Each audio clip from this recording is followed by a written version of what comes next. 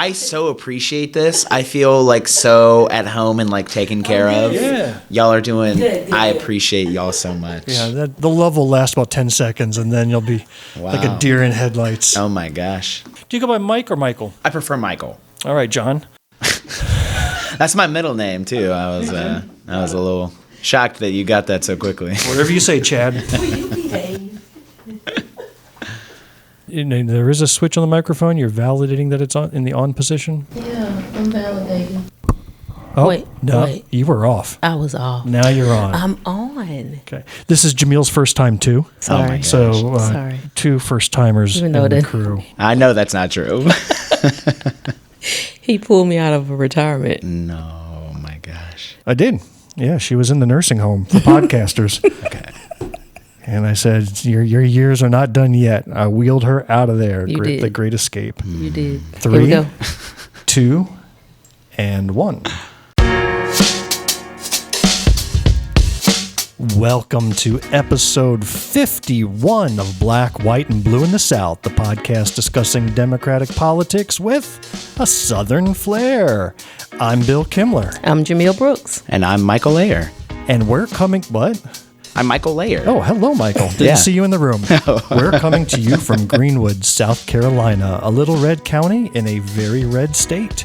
If you like what you hear and think others ought to be listening as well, then step up, leave a rating, write a little review, and tell your friends about us. Follow us on social media. Or better yet, send an IT guy over to the South Carolina State Senate because that group of dinosaurs is struggling mightily with the advanced technology known as Zoom. This clip is from a Senate Finance Committee hearing where half the members were dialed in remotely. Let's take a listen and hear how they handled it. I can't hear you. How about you, Senator Martin? Can you hear us? Can you respond? I can hear you if you can hear me. Senator Young, Senator Martin. How about Senator Goldfinch? Can you hear us? Speak to us and let's see if we can hear you. Senator Hutto, I can hear you. Senator Goldfinch. Yes, sir. I got you. That's what it is. We can't hear the audio. Your tax dollars at work, ladies and gentlemen. I don't approve of those cameras being off. Senator Martin, can you hear us? Can you respond? Yes, sir. I can hear you. Senator Aiken. Senator Young, can you hear You us? got I me can now? hear you, but I don't think you can hear me. Oh my God. This goes on for 3 hours. Tom, can you hear me? I can hear all y'all. Technology, yeah. I can hear you, Stephen. Shane, I can hear you. Tom, I can hear you. Brad, I can hear you. Stand at ease just a minute. Oh,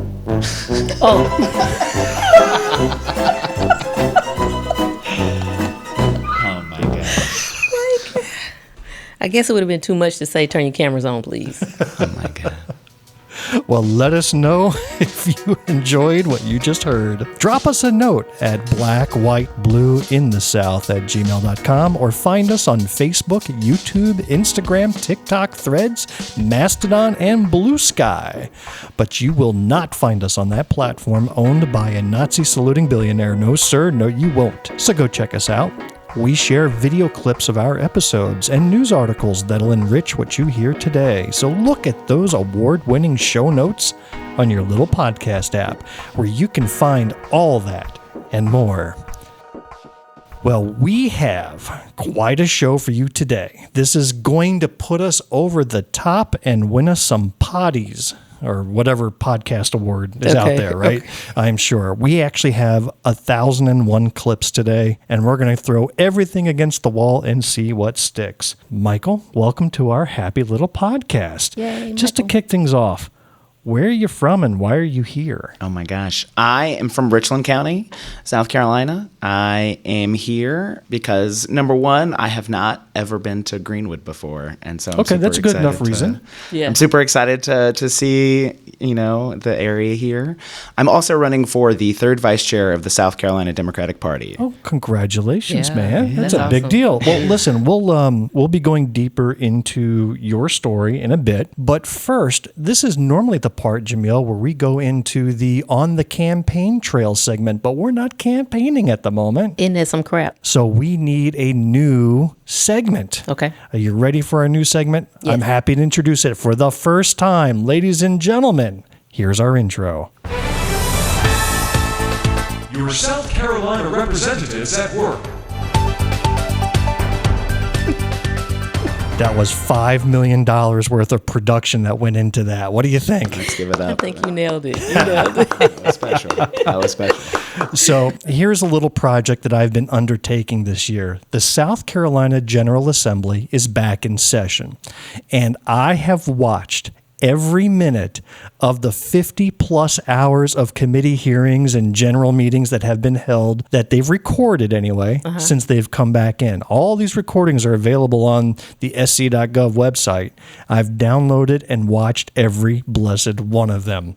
So I've pulled a few clips to let you, the taxpayer, hear what they are up to. You ready to give this a try? Let's try it. All right, let's start first with introducing the worst new members of the South Carolina General Assembly. We've got one in the House, we've got one in the Senate. First up to bat is Representative Stephen Frank. He's a Republican freshman House member from north of Greenville. Michael, sounds like you know him. I'd seen him on Twitter, unfortunately. Yeah, we're going to talk about that. So his website, which I'm sliding over to the screen right now, tell me what you notice about the website and his message. Oh, my God. He's one of them. What is one of them? He's one of those ones that's going to hide behind that family, faith, and Christianity. That's right. So he's got one of the most religious websites out there, all dripping about God first and faith this. And in fact, as you scroll down, you'll notice who's endorsed him. Try. Oh, my bad. Don't let Nancy Mace hear you call anybody child. She'll throw fists down with you. She don't want this smoke. She need to carry on. So what we're referring to is Dr. Bob Jones III had endorsed him during his campaign. He's the same guy that runs the university that hands out master's degrees as campaign contributions. He said of Stephen Frank that he's the man we conservatives can depend on to represent us in Columbia with Christian integrity and dependability. So you can see where Pastor Stephen Frank got elected. Well, what has he done that shows us Christian integrity and dependability since he's gotten elected? Well, I'm going to pull up this quote from Twitter. What does that say? Anybody want to say it? I'm just happy we can say the R word again. No, we're going to say it out loud because there's a lot of R words. Retard. Yes. He is proud and happy. This is his quote. First of all, he misspelled I'm. He missed the apostrophe, so he's already challenged in the grammar department. But he says, I'm just happy we can say retard again. That is what Mr. Christian Integrity is up to. So anyhow. Yeah, so I'm sorry we had to see that, but this guy ranks at the bottom of the list in terms of the new representation in Columbia. Now, on to the Senate. Michael, go ahead. Oh, I was going to talk more about this guy. Oh, go ahead. Or are you familiar with his, he created a website? He created this, South Carolina pork projects that's supposed to be this gotcha of House members in Columbia are taking your tax dollars and spending them on other things. And these other things are important budget items that go to benefit their local districts. Some of that money included funding for police departments, repairing roads, making sure that our roads and bridges are functioning and not causing disasters. And that is apparently money that is not worth investing in South Carolina. Oh my goodness.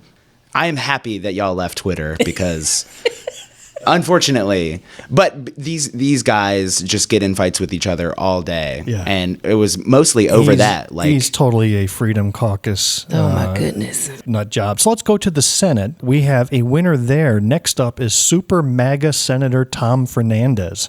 I'm sorry. I need to avoid these reactions. I'm sorry. This is what happens when you have a guy who's in the know. Yeah. You pay attention. Yes. So these are appropriate reactions. Yeah. Tom Fernandez, freshman senator, his social media feed is dripping with all of those own the libs type of material. He doesn't talk policy. He doesn't talk about solving any actual problems in South Carolina. But if you want to own the libs, that's the place that you go. So what I want to start with is how he introduced himself on the Senate floor. Today I stand as a newly sworn-in senator, as a newly sworn-in servant. Seems like a nice guy. And I am overwhelmed with gratitude and with humility. Gratitude, humility. Okay. To my wife, Darlene, Lovely wife. thank you for being my foundation. Oh, he's about to cry. You hear that? He's about to cry. Your strength, patience, and unwavering support have been my anchor throughout this journey. I could not do this without you by my side. What a husband. Above all, I owe thanks to my Heavenly Father. Well, let's get on our knees and pray. It is by His grace that I am here, and I pray for His continued guidance as I embark on this path. I seek His wisdom to lead with integrity, to serve with integrity, and humility. Can I get an amen? No. Oh, all right. So we'll leave it at that. So let's talk about Tom Fernandez, a very pious sounding gentleman. Every woman should want such a devoted, God-fearing husband as that, right, Jamil? Yeah. I'm starting to feel a little a fondness for Tom Fernandez, but you can just feel he's compensating for something. Yep. You can tell he's over the top with this. Well, Yep. What is he compensating for? Well, here's a clue. I'm going to pull up a photo of the wheels that Senator Tom Fernandez brings to the state capitol when he's in session. You ready? Yeah, let's go. Oh my God. So when you're looking at this humble mobile, It's very humble. this servant of God mobile, It's very godlike. a tire bigger than, my entire car, and he's parked on the curb because his car doesn't fit into a normal parking spot. It's a tank. He's driving a tank around, and on the back it says Apocalypse. But can you see, and I want you to read something else to me, Jamil, can you read the bumper sticker that's on the back of his car? No? Let me zoom in for you. What does that bumper sticker say? My other ride has huge boobs. That is on Pastor Tom Fernandez's Humblemobile car. So this was reported by Fitz News. And when the reporter asked Senator Fernandez about it, they wrote, quote, instead of apologizing to those he offended, Fernandez told Fitz News, quote, what? Are they jealous? My wife has an F cup and theirs are flat. I'm sorry you don't have as much fun as I do. Quote. That's Miss Darlene that he just thanked for being who she was. Oh, that's his beautiful wife that stood by his side. Okay. And now I know her bra cup size. Okay. Because, it's now part of the official record and it's public business. Well done. If that's what If your husband did that in the news press, I would get him together in the news press. Like there are certain things we're not gonna do. That's tacky. you would be writing his obituary. I would. Yeah, I would. What do you know about him, Michael? Oh God. You saw the same news article, I assume?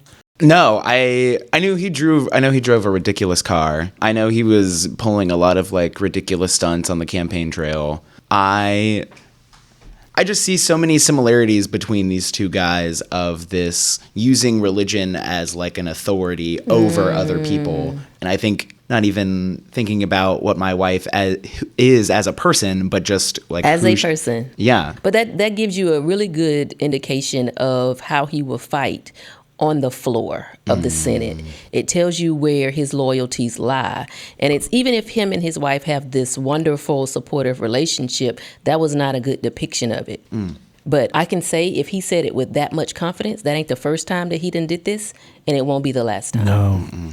So people may argue, well, that's his personal life, like President Trump says outrageous things, but all they care about is what kind of policies does he enact? How does he do his job on the committee floor? Well, I got a chance to hear the first time he spoke in a committee meeting. So let's listen to him at a Senate Veterans Affairs subcommittee, and he is questioning the Major General Todd McCaffrey. He's the South Carolina Secretary of Veterans Affairs. Okay. Let's listen to how this goes. All right. Could I just interject and say This is truly incredible work that you did to find all these clips, save them, cut them up. This is just a taste, Wait, man. there's more. This is just No, a no, taste. no. I just want to say thank you so much for this. This is like an important service that you're doing, and I just really appreciate it. This is fun. If you want more, you can follow me online at Political Bill SC. I'm saying we got to spread I put that. all my clips out there. Yes, All this is great. So here's Tom Fernandez. But it's no cost to the state on these. Perfect. Now, and another question I have is, the drones have been in the news a lot, It is what it is. Also, a lot of constituents and people that I speak to, whether in person or online, by phone, their concerns are that southern border last year was wide open. What kinds of people came across that border? I know this provides for an expanded mission, which is great. It is those concerns with potentially bad actors that came into this country, whoever they are. We saw what happened in New Orleans a few weeks ago. Is the group prepared to actually advise on those potential threats here in our state? Okay, what are your takeaways from that little blurb? First of all, what happened in New Orleans was not from someone crossing the border. Bing, bing, bing. That's not it. No, because it was a U.S.-born It was. Texas citizen It was. who went to Louisiana and committed that act. It had nothing to do with open borders. And he knows that because this happened. This quote was 2 weeks after that event. So it's not like he didn't know that. I think Maya Angelou said, when a person shows you who they are, that's who they are. Okay, so not only when a person shows you, but when a group shows you who they are, that's who they are. This particular group does the same thing. They have those same words or those same concepts that they drop all the time to pique a certain response from individuals, and it keeps happening. He continues to reference, the borders were open. I don't know anywhere in the United States that's open to anything. I think what he meant was the border between Texas and Louisiana was open because that's where the guy traveled, right? The guy went from Texas to Louisiana and committed this atrocity. Well, then that would be a true statement. Okay. It is open there. So the other thing I want to point out here is that we continue to say what we let into the border. We keep referencing like all bad things come through the border, all bad people. Only bad people. Only bad people. Have we forgotten the homegrown imbeciles that we have here, and some of them that serve in that House and that Senate right now to this day? They have done more harm and plan to do more harm than anyone that has crossed that border. But we will not look at our own monsters. We continue to identify other monsters that are false monsters. And a monster can recognize a monster. So he knows what could potentially be because he is a representative of that. So one thing, Michael, about these episodes is that I always listen to the entire episode to find what is the title of the episode going to be, and I think we just got it. A monster recognizes a monster. I love it. It does. Perfect. It does. Perfect. All right, Michael, anything from you? Yes, important question for the senator. What does this have to do with South Carolina? Just real quick. I thought it was very funny how he starts off by, you heard about all these drones, right? And then just lost the topic. Exactly. And what does that have to do with And there's Major General sitting there going, And then he hits you with that, it is what it is. No, well, what is it? Where are we going here?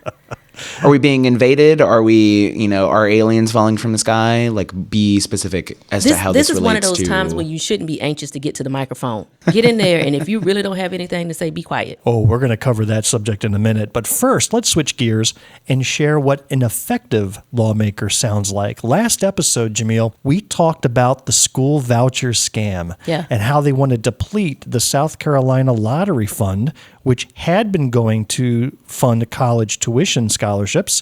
Instead, they want to use that to fund private and for-profit schools in South Carolina. Supporters of this, by the way, keep mispronouncing the phrase cash grab. And you know what they keep pronouncing it as? They keep saying school choice. I don't know, it's a Southern thing, an accent problem or whatever, but it's a cash grab. Anyhow, I almost missed that. Here's Democratic Senator Brad Hutto asking all the right questions of Republican Senator Greg Hembry, and he's the guy that's spearheading this lottery scam. So here we go. I recognize that this is a bill that many people want to move forward quickly, but I think it's one that ought to be studied in a little more detail than it seems like we're doing, because it seems like this is on track to be debated right away. I'm concerned that we're not getting public input, that we're trying to rush it to the floor when there are things in here that I guess we will discuss, but what the poverty guidelines are going to be used, the open-ended nature of it, where this funding is going to come from, as we know that the lottery dollars continue to dwindle. What really concerns me overall is that we supposedly live under the Constitution of the state of South Carolina, which says that no public funds will be spent for private education. And if there's a desire to change that, let's do the right thing and put it to the voters. And if the voters agree with that, if they think that that's a wise use of public money, let's change the Constitution. We've already gone up to the Supreme Court twice, and both times they've said you can't use public dollars. And so we are clearly violating the Constitution, in my opinion, and I realize I'm not on the court. But we could avoid this whole idea of whether we're violating the Constitution or not by changing the Constitution. But you know, as well as I do, it won't pass because this is not what the people want.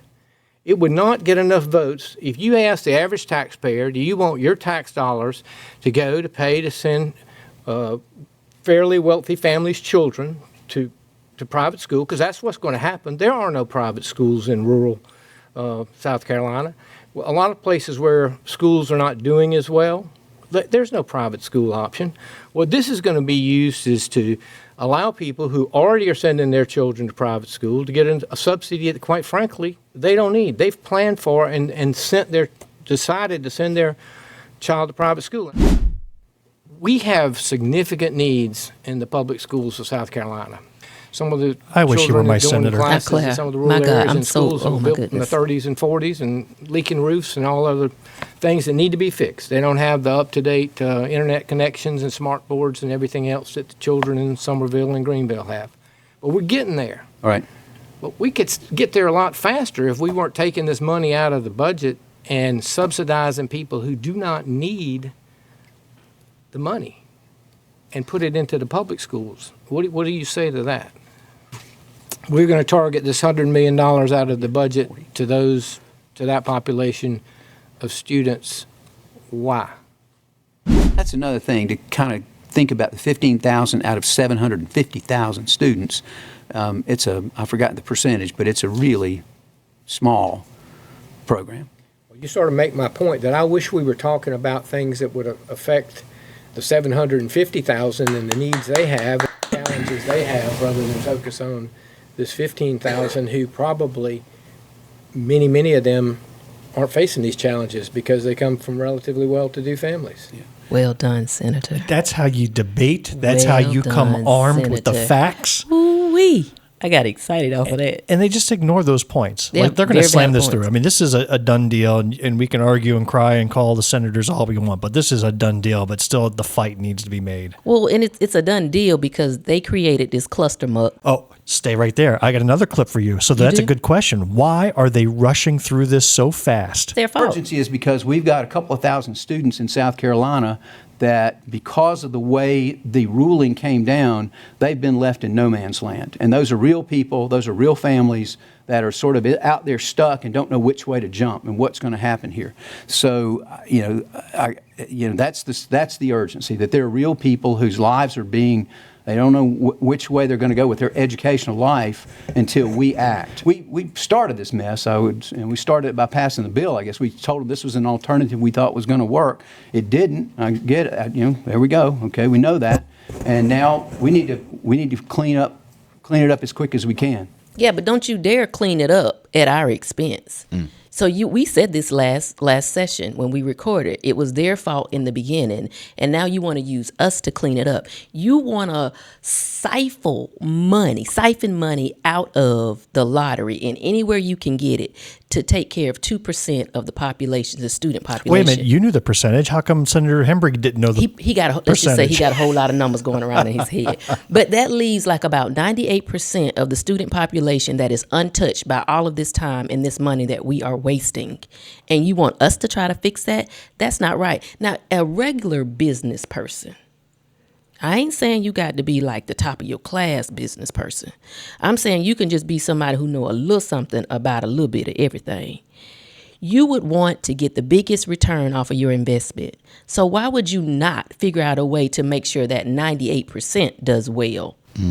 To benefit the state of South Carolina as a whole, instead of pouring all of your resources into the 2% who really don't need this help. Michael, you're shaking your head like you disagree. What's going on? No. I just wish Dr. Brooks would continue. I misread your visual clues. No. Sorry, I'm so sorry. I'm terrible at body language. I did want to add that, like, I think that clip is so evident of they are just wanting to not have lied to a specific vulnerable group of people that they are now trying to use, jam through the forces of government in order to cover up for that. Yeah. Again, not to like improve education in South Carolina for everybody. Right. Not to make sure that our rural schools have the things that they need, or even our teachers are well taken care of, but just so that they don't get the political flack of literally lying to people who are now mad at them, understandably. Yeah. Well, let's switch topics. And we're going to circle back to the $1.8 billion boondoggle that we talked about last week. And in fact, we've talked about this like every other damn episode for a year and a half. Yeah, we knew. Treasurer Curtis Loftus had a major role in this misaccounting of our funds. So I've got some important clips here. Let's start with an explainer. But before, go ahead. But before you start, let me just give everybody what they need. It is the basic definition of fraud. Let me read that. Fraud, the wrongful and criminal deception intended to result in financial or personal gain. Okay, go, Bill. Okay. So we're going to get a quick explainer from Marcia Adams. She is the executive director for the South Carolina Department of Administration. She was in a recent House Ways and Means Constitutional Subcommittee. Okay. And she caught us all up on what they've been doing since this came to light last April. Okay. We issued an RFP, and the scope of the work was to investigate the $1.8 billion and confirm its existence. If it existence, what was it? To confirm the accuracy of the $3.5 billion restatement made in the 2022 ACFR. In addition, they looked at all the cash and investments held in the state treasury and the reconciliation and balancing of such cash and investments in any unreconciled funds that may exist in the general ledger. They made a determination of accuracy within the general ledger accounts for cash and investments, as well as to review the amounts of cash and investments reported in various of the state's historical ACFRs or financial statements. And finally, they were engaged to provide a list of findings and recommendations for any corrective entries and actions necessary, along with recommendations for procedures and controls to be implemented in the future so this would not occur again in the future. Okay, so we spent as a state several $1 million for this consulting firm called Alex Partners. They were forensic accountants to come in, do the deep dive, and check all those boxes that Ms. Adams shared. So we got the setup. So Alex Partners gets on board, and I got to tell you, there is nothing more boring than listening to accountants testify. Okay, I'm telling you, and they testified for hours. So I'm just going to cut to the chase, and Representative Chris Murphy, a Republican from Dorchester, actually gave a quick summary of what he heard from Alex Partners an hour into their testimony. So let's hear from Mr. Murphy here. All right. We have $1.8 billion. $1.6 billion is phantom money, doesn't exist, correct? That's correct. And then never existed. And then there's $245 million that is actual dollars, correct? Those are actual dollars, but it's our understanding that those funds would have been appropriated at some point along the way. Right, that have been appropriated in previous budgets. Or budget. Correct. So, okay. So that was a very good explainer. So basically the conclusion was this isn't money that was ever there. This isn't money that anybody could have touched or utilized. It was a purely terrible accounting error. Do you believe that? Yes. Yeah, when Alex Partners comes in and they do the deep dive and they tear everything down, they've been given carte blanche to look everywhere and look at everything. And they explained it in great detail. They published a 135-page report that showed how these accounting errors were made. Now, I can't pretend that I'm an accountant, but these guys are, and they were They're independent. They were paid to be independent. I'm not disqualifying and discrediting any of their expertise. I believe that they are experts. I just don't believe this whole shindig about this 1.8 billion, and I'm looking at that billion didn't exist. I believe something ain't right. Well, that's not right is the fact that this discrepancy was known about and not acted on. Okay. All right, Michael? I was also going to say it has to be an outside group because we can't trust these accountants that should be held to the public trust of like, this is where our money is and like, this is what we're doing with our tax dollars. But instead, we have to go to an outside company because we cannot trust the very people who are supposed to be responsible for it. So if we're saying that this money did not exist, correct, we are admitting that we have for several years entrusted this magnitude of an activity on an individual or individuals who are grossly incompetent. There are 3 different groups that are involved, 3 individuals. One was the Comptroller General, Richard Ekstrom, who resigned last year over a different financial issue.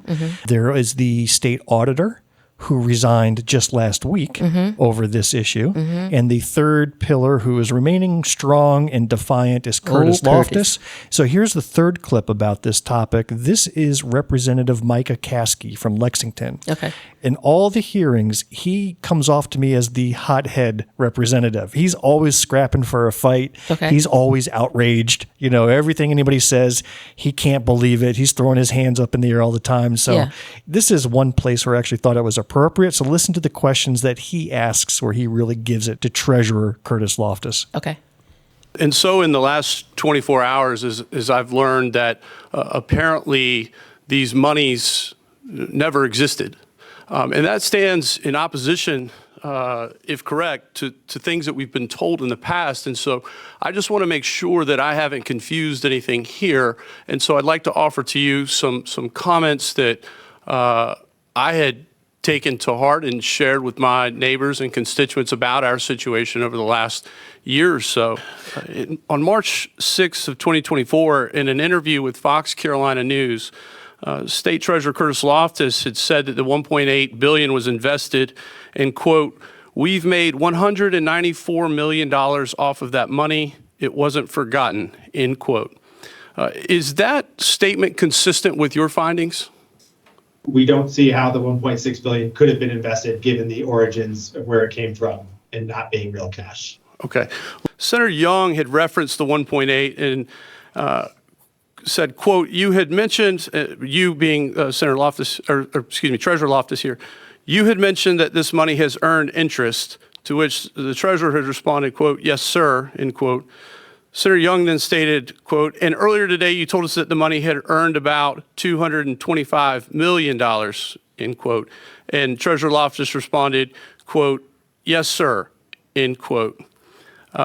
Senator Young followed up and said, quote, "And is that over the course of the 7 years?" To which the Treasurer responded, "Yes, sir." Senator Young then asked, quote, "And how do you know that?" The Treasurer responded, quote, "It is invested in the pool and we took the lowest daily rate and computed that, just ran the spreadsheets," end quote. Is there any way that the $1.6 billion could have earned $225 million through investment? I don't believe there's any way that it could have earned any money on those investments or on that balance because it does not represent real cash.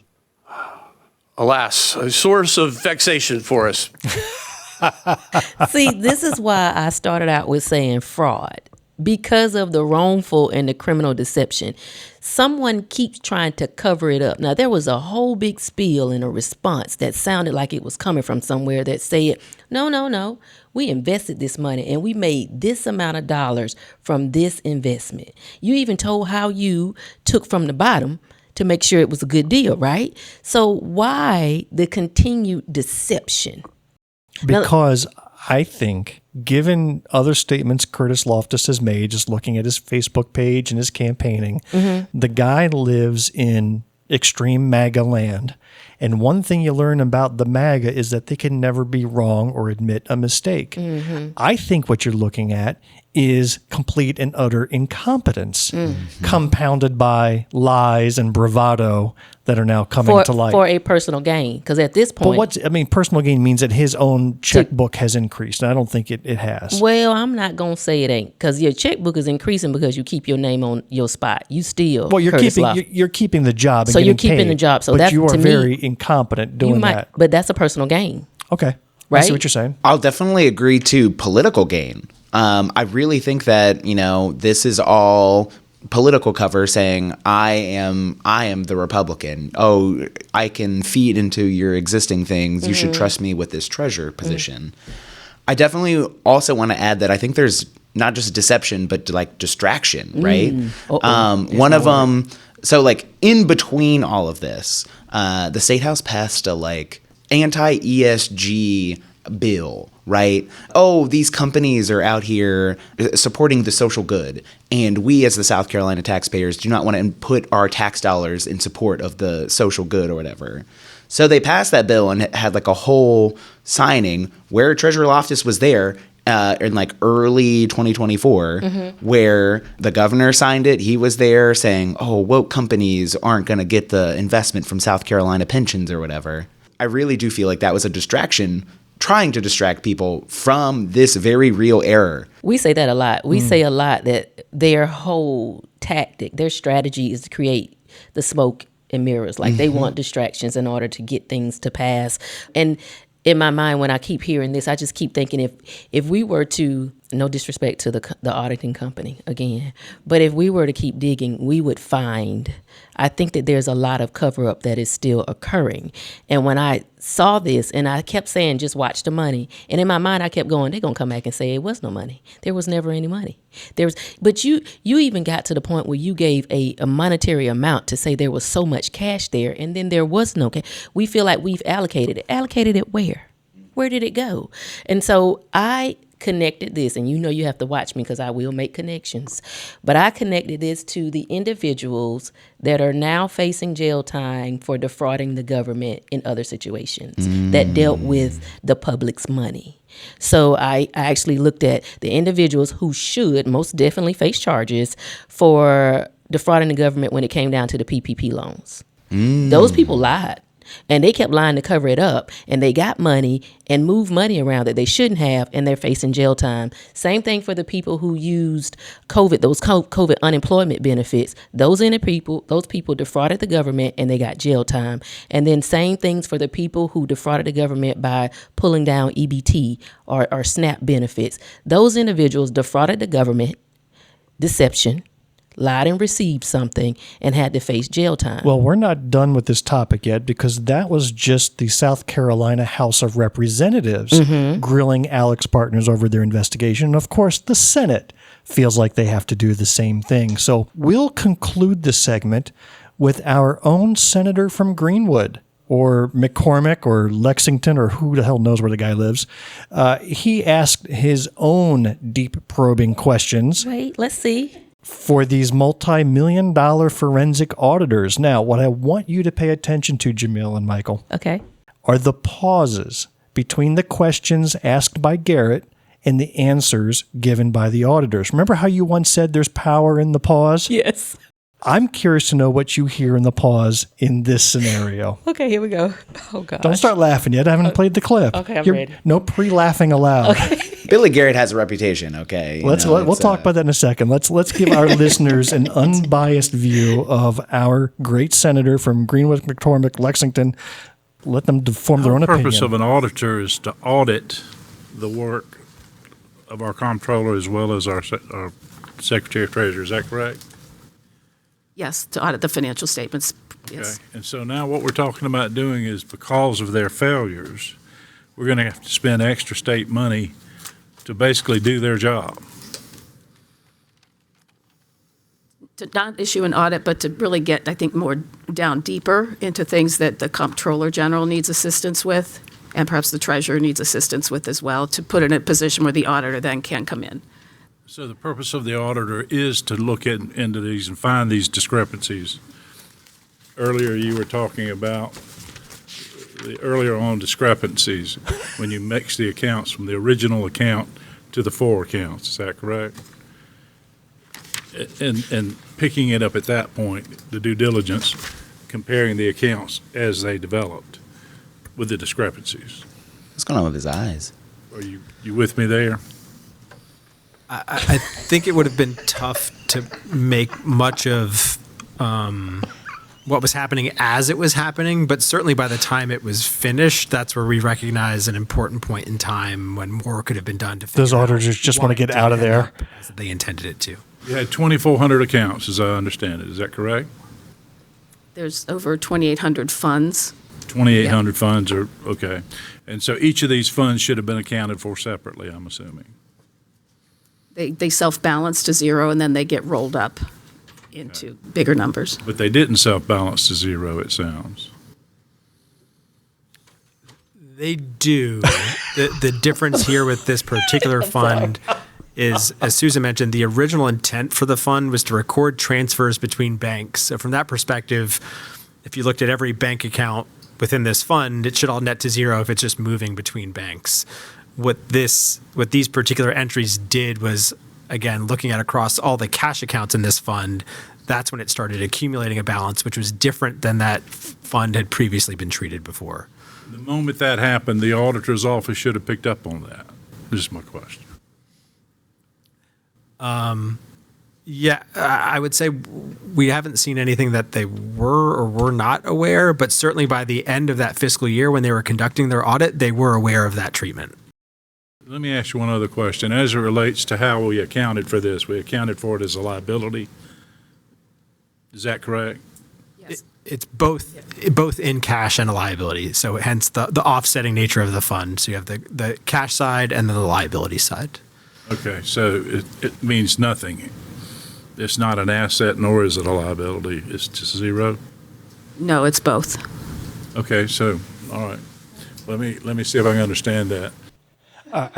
And you know what, Jamil? This went on for 5 more minutes. I almost reached in to help. Like, wait a minute, Senator, what they saying is. Let me say it this way, Senator. Listen, boy, did we miss out on Francie Cleckley, Oh, right? I mean, my imagine her years of experience with the IRS and conducting audits, how that would have resonated as opposed to Grandpa Garrett over here, who's like, you're trying to explain Bluetooth to him. And he's like, is it a liability or is it cash? It's like, this is not the time to break down balance sheets one-on-one. Like, we can't do that right now, sir. We're at something that's far beyond that. And he kept saying, like, they should have caught it as soon as it happened. Well, no, you can't catch it as soon as it happened, but you should have picked it up in your audit later on, and that's when they became aware, and that's what he said. Basically, they were repeating everything they had already said throughout the course of their presentation. That was that pause. It was, now, I know you done heard us say this 17 times, and here you go again. But you can hear he doesn't know accounting, which is fine. I don't know accounting either, and before I ask questions, I'm going to get brushed up on accounting 101. Yeah. But they had to try to make it so simple for him. They whipped out finger puppets at one point to try to explain the flow of money from one to the other. I thought I saw a chalkboard. No, right. Here's where it is. But you know what I will say to him, I'm glad that he asked the question, but he should have just been real straightforward and said, so, like, whose fault is this? Are we to say that it is their fault? It seems like there was a lot of unnecessary dancing around that.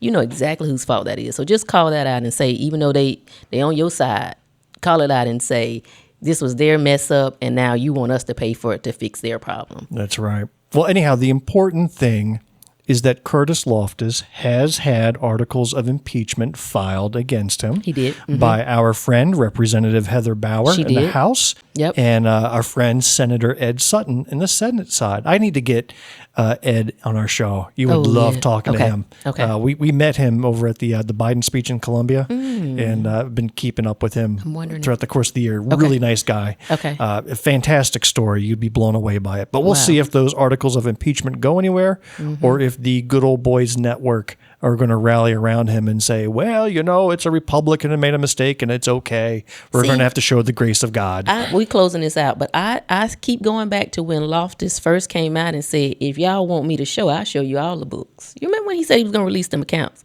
And Governor said, now, Curtis, we don't think you want to do this. And then the auditor just said this account was an account that transferred balances between banks. Which is normal practice. That's It what is. But It they, is, they but had it's one the that perfect account to hide or screw up.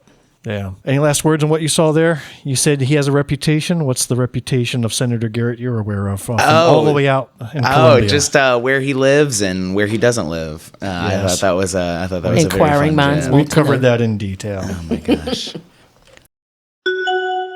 Well, we'll turn our attention to Michael Layer, who drove, how far did you drive to get here? Hour and a half. An hour and a half to meet with us today, and unfortunately, we've run out of time. No, we didn't. So, Michael, we're going to have you come back another time. No, I'm kidding.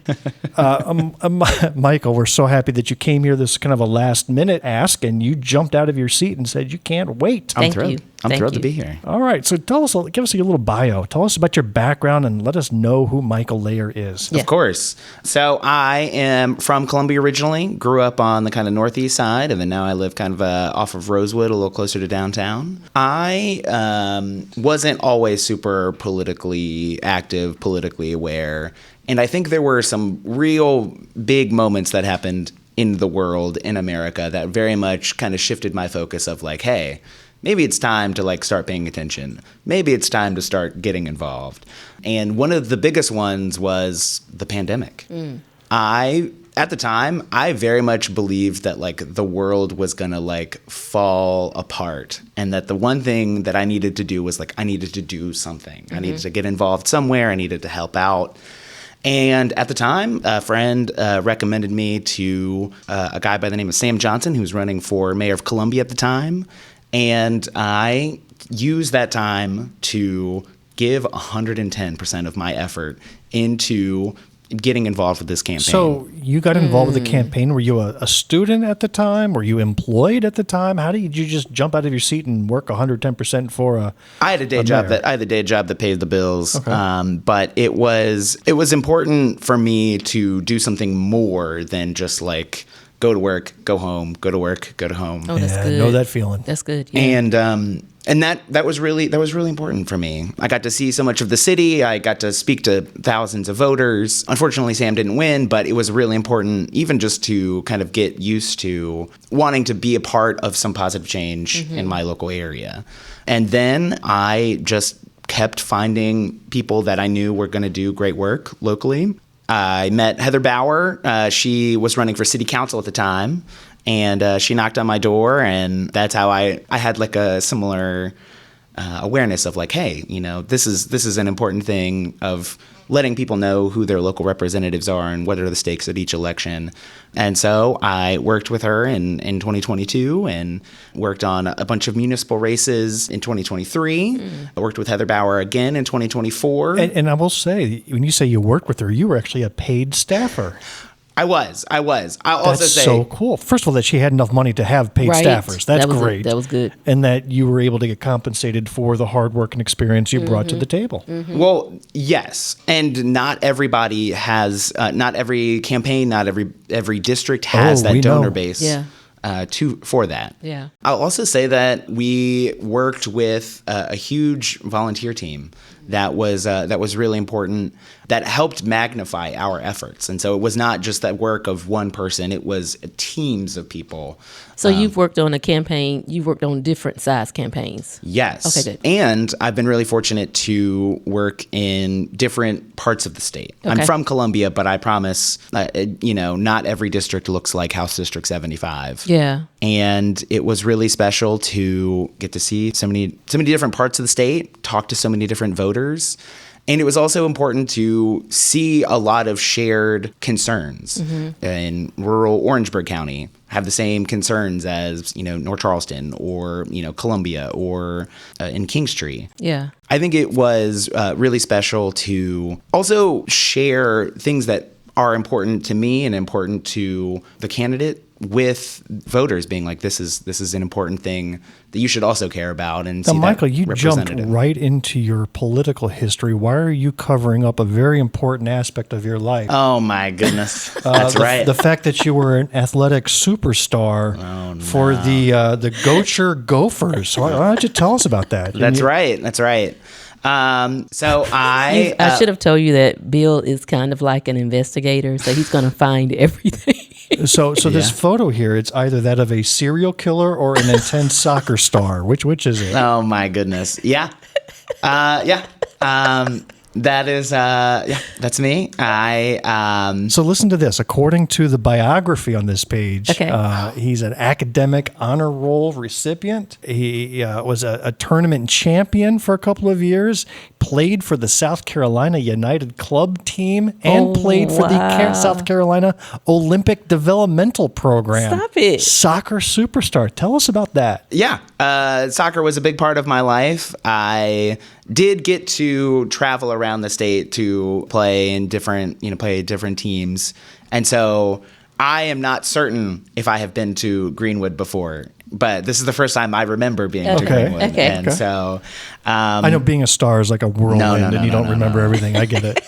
Goucher College is really special to me. It's a small liberal arts school outside of Baltimore. It was important also, I think at the time, I wanted to, be an independent person, and I'd spent so much of my life in the same place, going to the same, school, and I... what did you major in while you were there? I had a double major in French and communications. Ooh. No way. I was I can see that communications. I was seeing the French. Were you seeing the French? Yeah. That communications is everywhere. That's good. Oh, thank you. I was I wanted to do journalism at the time, and that was one of the moments of like let's just pay attention. It was a great opportunity.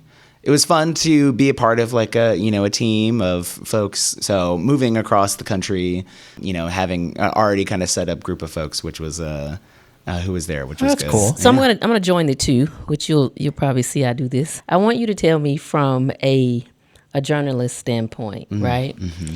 And I want you to relate it to the seat you're currently running for, right?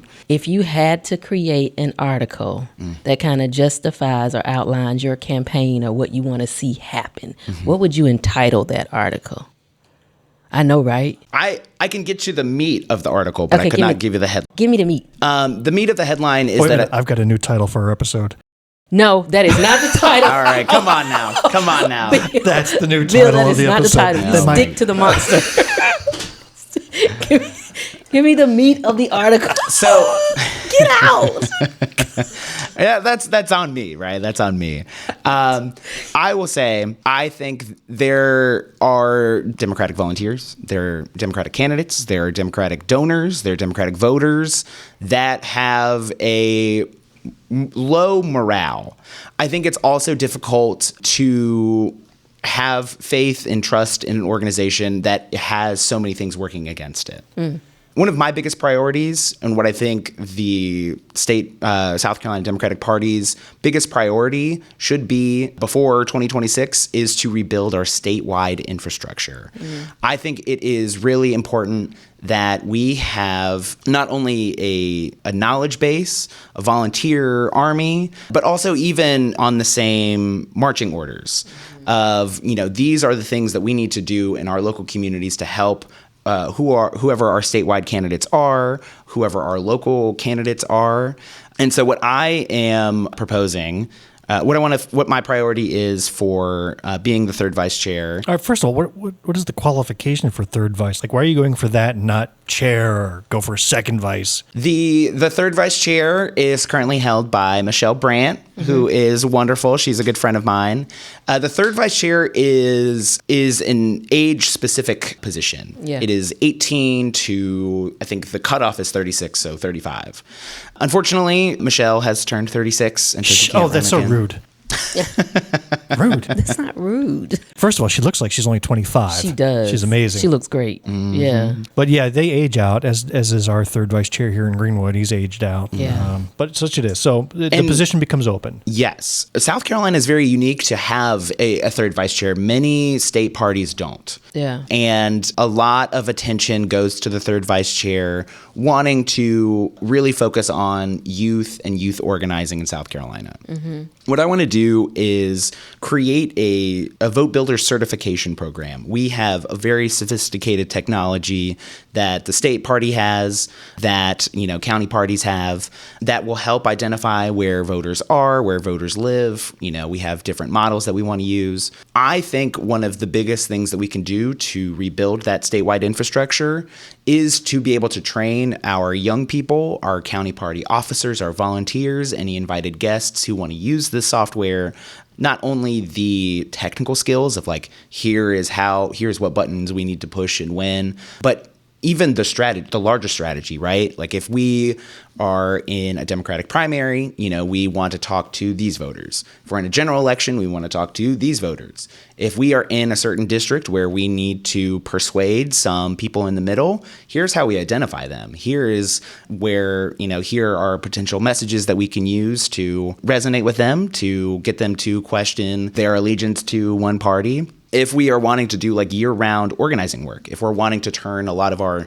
non-voters into voters, this technology will be able to help us not only find them, but also directly reach out to them so that we can improve our turnout, so we can improve our voter base that are out there, so that we can move into a positive direction. I think that's a good point to bring up, and I'm glad that you mentioned in your strategy, you take into account the non-voters.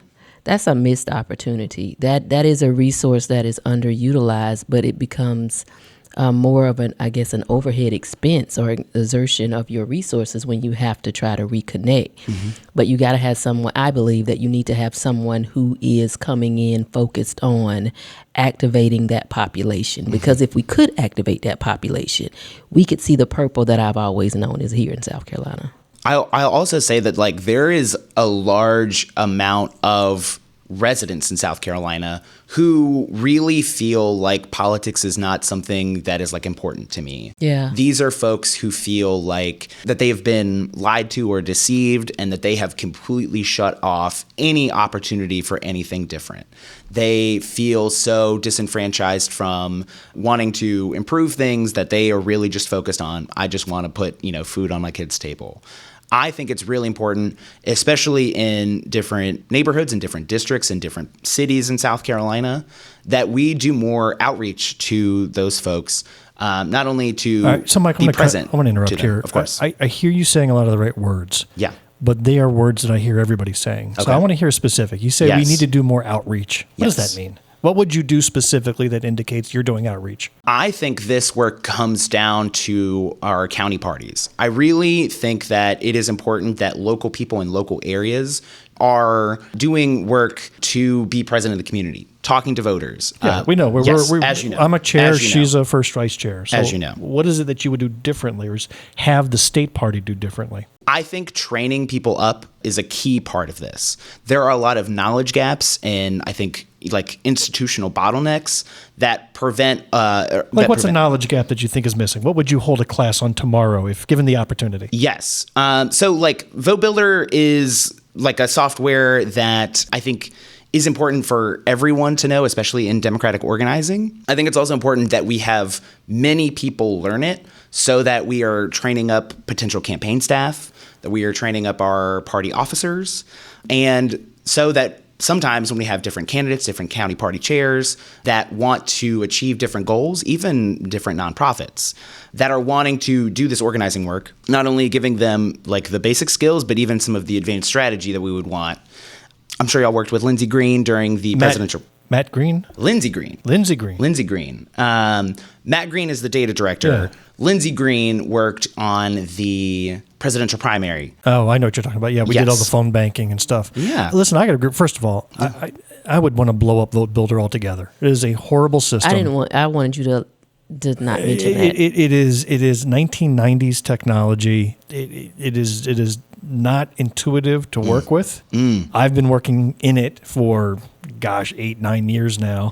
But Jamil, you were kind of new to it. Would you call it intuitive and easy to use? And you're a professor of computer science. I know, but no, it's definitely a train up type thing. And you just got to know where to go. And I don't think that's there. There's just so much that I want to be able to get out of it that you can't. Yeah. To me, I think there is a fundamental limitation in this product. But I think has that's been one of surpassed. the gaps that's it's not a one matter of even training. All the training in the world doesn't fix the software flaws and gaps. But I think that using the software, I think you'll be able to identify the gaps. So even though Michael is talking about gaps, I think you don't know that those gaps are there until you have enough people who are actively using it from different aspects. What, you're saying it's not enough for me to say there's gaps and point them out? You got to have multiple people? Yeah, you're just not the I'm only offended. one. But if more people, Burst my more bubble. party chairs dive into this, and particularly, I mean, I want to go back to Michael saying that you wanted to train the younger Democrats on how to use this system. First, we got to get them to even want to come in and sit down at the table with us and think Democratic thoughts, right? But that would be a great population that to experiment and do focus groups and figure out what exactly is this software application supposed to do to us and what it's not doing. So like if you haven't studied Bill does really well with identifying the gaps because his mindset will be, this is the outcome that I want. And if this particular application can't get it for me, I will have to do 3 other things and make it. And Jamil's special superpower is bridging the gaps. But it didn't work.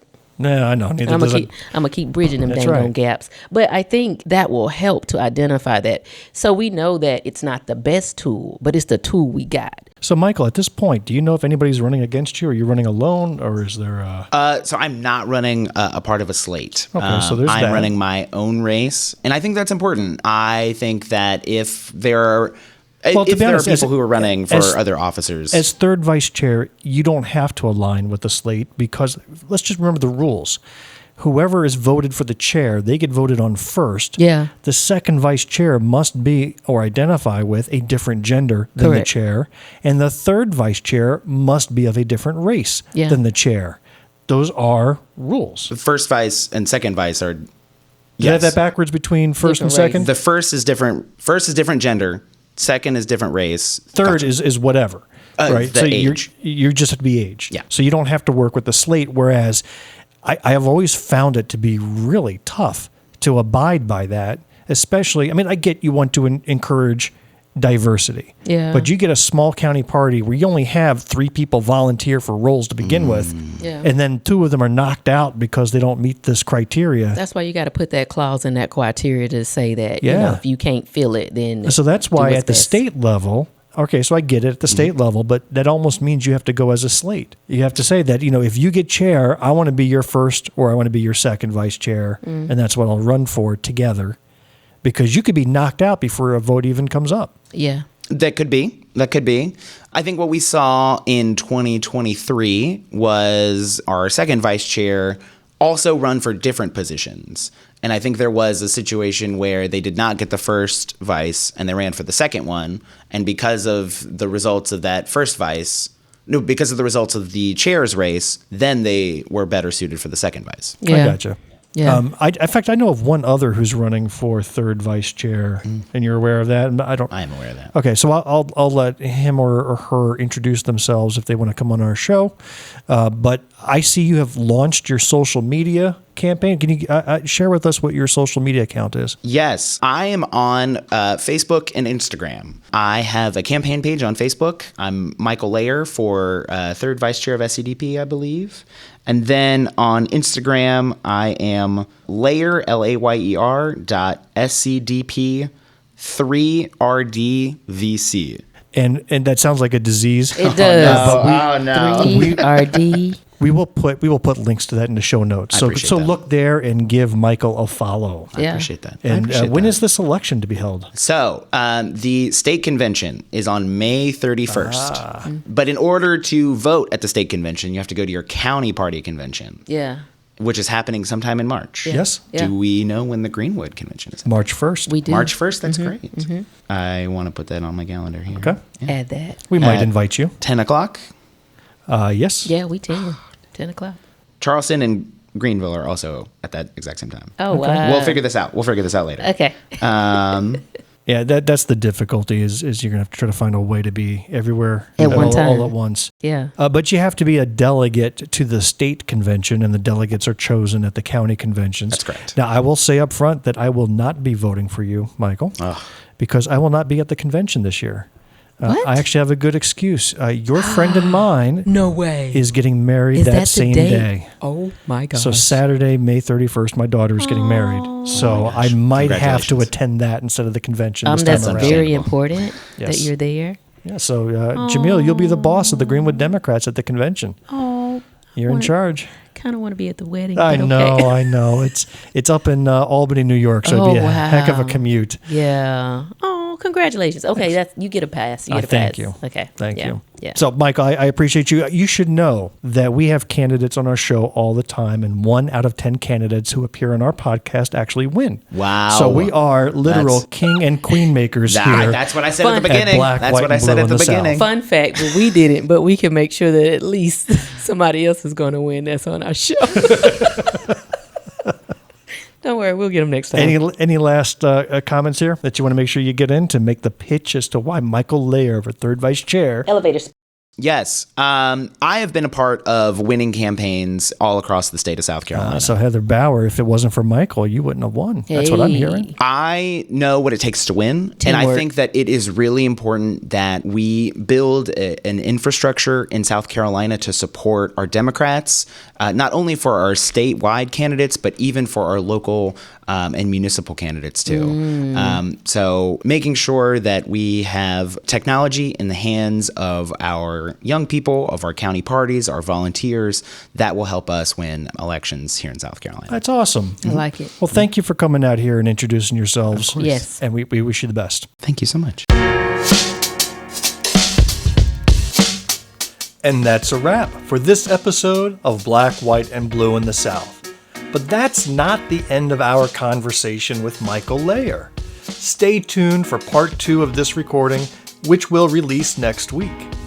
We hope you enjoyed what you heard. They created this Clustermuck. Jamil, that's not nice. Please take a quick minute and leave us a rating and a review of our show. It costs you nothing, and it means everything to us. If you do, we'll contribute $5 to the Senator Billy Garrett Education Fund to send him to class to learn the fundamentals of accounting. If you are a blue dot in a red sea, keep the faith. Keep up the hard work. Change only happens over many years of work and dedication. As author and professor Kaman Kojuri once said, 2 things are needed to raise awareness: education and love. And these go hand in hand because we can be taught to love.